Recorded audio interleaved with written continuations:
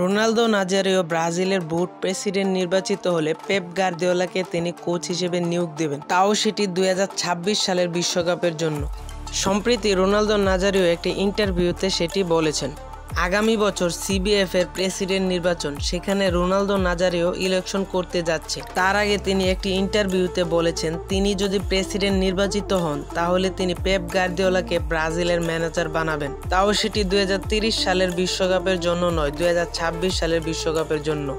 এখন এটা পসিবল যদি তিনি আগামী বছর নির্বাচনে জয়লাভ করেন। রোনালদো নাজারিও ব্রাজিলের একজন লিজেন্ডারি প্লেয়ার। তিনি বিশ্বকাপ জিতেছেন ব্যালন ডি'অর। সে যদি নির্বাচনে জিততে চায় তাহলে তাকে ব্রাজিলের 4টি ফেডারেশন থেকে বুট পেতে হবে। অবশ্য সে যে মানের প্লেয়ার এবং ব্রাজিলে যে তার জনপ্রিয়তা রয়েছে, সে অবশ্যই বুট পাবে।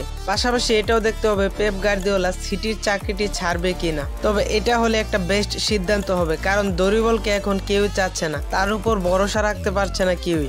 দরিবলের চাকরিটি ডিপেন্ড করছে আগামী 3টি ম্যাচের উপর। 3টি কঠিন পরীক্ষা তার সামনে, উরুগুয়ে, আর্জেন্টিনা এবং বলিভিয়ার মতো দল। পেপের মতো লিজেন্ডারি কোচ ব্রাজিল দলে যোগ দিলে অবশ্যই ব্রাজিল 2026 বিশ্বকাপে ফেভারিট হিসেবে যাবে।